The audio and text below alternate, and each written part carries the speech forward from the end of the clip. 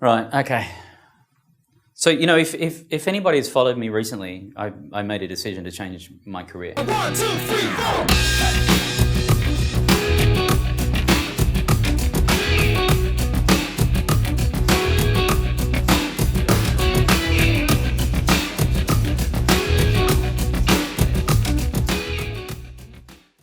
So what I find fascinating, particularly when I speak to young people in a space that thinking about their career, two things I'm concerned with. One, we're educating kids on jobs that don't exist. So let's get the education factor right. Second thing is, when you do want to enter the workforce, or when you're in a workforce and you're thinking about where your development goes, you have the ability to go from being somebody who specifically does something to being generally doing something, and that's where curiosity becomes amazing.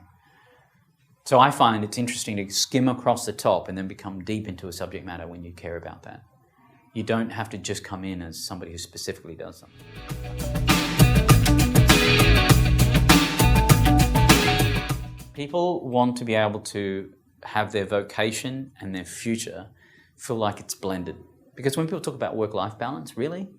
Is it really about work-life balance, or is it just balancing life? Can I divvy up my interests and my passions in areas that I care about and still make it commercially viable?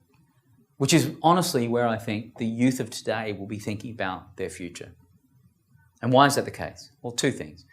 One, it's you can fund and you can found an organization much easier, much earlier today than ever before. You can also think about a lateral way of understanding what this economy looks like, particularly when we think about the gig economy, which is how do you do some multiple things that feels like when you add it all together, it makes sense and it feels like a portfolio.